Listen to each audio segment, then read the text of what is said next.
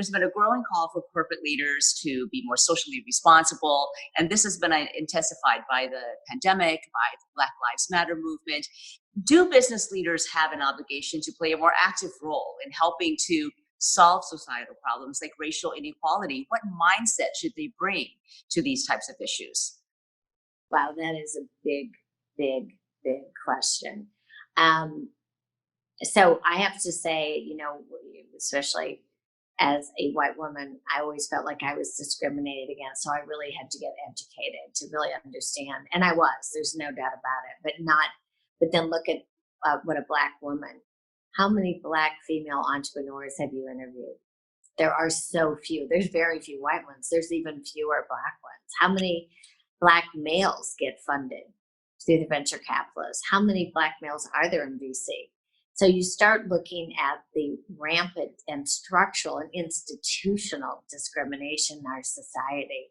It's really horrific. And I've spent a lot of time reading and getting educated and learning from educators during this time.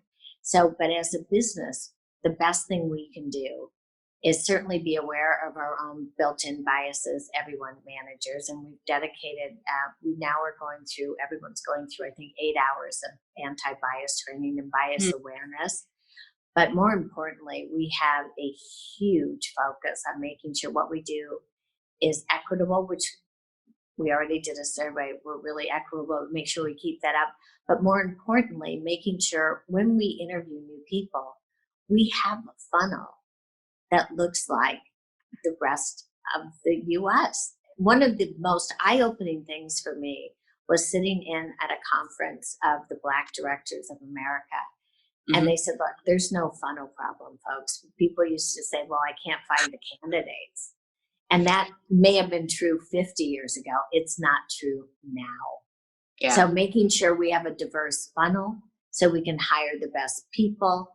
And to be honest, as a startup company, you're always talking to your current employees who are great and say, do you know anyone? Who do you know? Thinking that good people know good people. Well, that's great. But then those people tend to hire people that look like them. Yep. So consequently, if you don't have a racially diverse executive team when you get started, you're not going to have one 5 or 6 years later if that's the way you hire. So we want a concerted effort to make sure that we have really diverse candidates in the funnel. And then we also can eliminate bias and give people opportunities that of all color to rise to the top. So I would say I thought we were pretty good at the beginning when I was getting educated. And now I think, you know what, we have a long way to go.